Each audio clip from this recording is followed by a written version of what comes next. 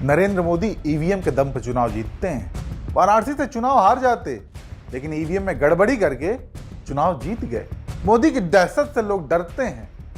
मोदी तो तिकड़म करके सत्ता में आया है। मोदी का यही प्रॉब्लम है, तिकड़म से आया है और लोग डरते हैं मोदी से। मोदी से कोई प्रेम नहीं करता हमारे देश में। जब डर है कि भाई कहीं हमारे बुरी नज़र, हमारे लाल आंख जो कहता है वो खुद बड़े गर्व से इस बार वाराणसी से हार जाते, परंतु इलेक्ट्रॉनिक्स में इन्होंने जो गड़बड़ी की उससे जीते। स्वामी ने दावा किया कि नरेंद्र मोदी की लोकप्रियता का आधार प्रेम या समर्थन नहीं बल्कि डर है। लोग मोदी का समर्थन इसलिए करते हैं क्योंकि उनसे डरते हैं, ताकि कहीं प्रशासन पीछे ना पड़ जाए। इसके अलावा स्वामी ने मोदी की जीत पर भी सवाल उठाए। उन्होंने कहा कि मोदी इस बार वाराणसी से हार सकते थे, लेकिन ईवीएम में कथित गड़बड़ी के चलते उनकी जीत हुई। यह गंभीर आरोप है जो न केवल प्रधानमंत्री पर सवाल उठाता है, बल्कि भारत के चुनावी तंत्र की विश्वसनीयता को भी चुनौती देता है। और ये कोई पहली बार नहीं है जब ईवीएम पर सवाल उठे हैं। लेकिन स्वामी जैसे दिग्गज जब ऐसा कहते हैं तो बात को हल्के में नहीं लिया जा सकता। इसलिए आज तथ्यों के साथ स्वामी के इतने बड़े दावे को डिकोड करेंगे। आज भी मैं कहता हूँ कि अगले बार वो जीत नहीं सकेंगे, कितना भी धांधली करें। स्वामी कोई नए खिलाड़ी नहीं है, बीजेपी के वरिष्ठ नेता हैं। हार्वर्ड में प्रोफेसर रह चुके हैं और अपनी बेबाकी के लिए मशहूर हैं। लेकिन जब स्वामी जैसे नेता अपनी पार्टी के सबसे बड़े चेहरे नरेंद्र मोदी पर निशाना साधते हैं तो ये बात अपने आप में सनसनीखेज हो जाती है। स्वामी का कहना है कि लोग मोदी से डरते हैं, न कि उनसे प्रेम करते हैं। यह डर उनके मुताबिक प्रशासनिक दबाव और सत्ता के दुरुपयोग से उपजा है। लोग डरते हैं कि अगर उन्होंने सरकार के खिलाफ आवाज उठाई तो उनकी आवाज दबा दी जाएगी। इसके अलावा स्वामी ने तिकड़म शब्द का इस्तेमाल किया, जिसे वो मोदी की सत्ता में आने और बने रहने की रणनीति के तौर पर देखते हैं। ईवीएम को लेकर विवाद कोई नई बात नहीं है। भारत में 1980 के दशक में ईवीएम का इस्तेमाल हुआ और 2004 से यह पूरी तरह लागू हो गया। लेकिन समय समय पर विपक्षी दल और कुछ स्वतंत्र संगठन ईवीएम की विश्वसनीयता पर सवाल उठाते रहे हैं। स्वामी का ताजा बयान इस बहस को और हवा देता है।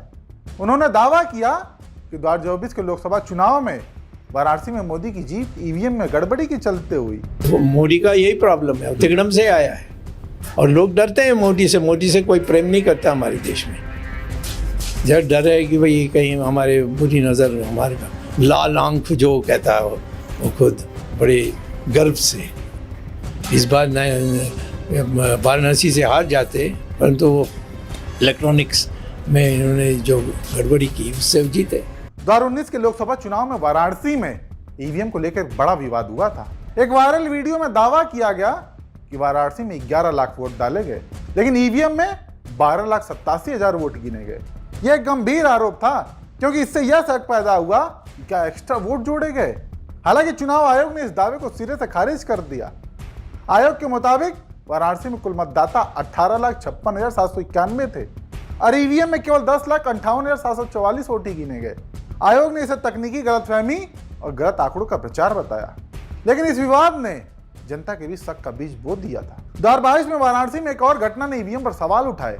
समाजवादी पार्टी के कार्यकर्ताओं ने ईवीएम ले जा रही एक गाड़ी को रोका और दावा किया कि मशीनें बदली जा रही थी। इस घटना ने सियासी तूफान खड़ा कर दिया। बाद में प्रशासन ने सफाई दी कि ये मशीनें ट्रेनिंग के लिए थी, न कि वास्तविक मतदान के लिए। लेकिन इस घटना ने ईवीएम की सुरक्षा और पारदर्शिता पर सवाल उठाए। खैर, ऐसे कई मामले समय समय पर आते रहते हैं जो जनता के मन में ईवीएम को लेकर शक पैदा करते हैं। बाकी स्वामी का दावा केवल ईवीएम तक सीमित नहीं है।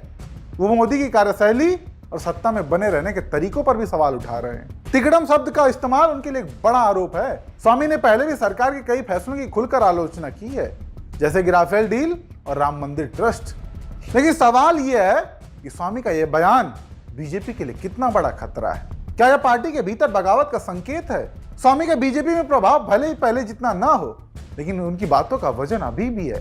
सुब्रमण्यम स्वामी का बयान एक सियासी बम है जो न केवल ईवीएम की विश्वसनीयता पर सवाल उठाता है, बल्कि मोदी की लोकप्रियता और सत्ता के तरीकों को भी कटघरे में खड़ा करता है। ईवीएम पर विवाद पुराना है और हर बार चुनाव आयोग इसे खारिज करता है। लेकिन जब स्वामी जैसे दिग्गज नेता और विपक्षी दल बार बार सवाल उठाते हैं तो जनता के बीच शक का माहौल बनता है।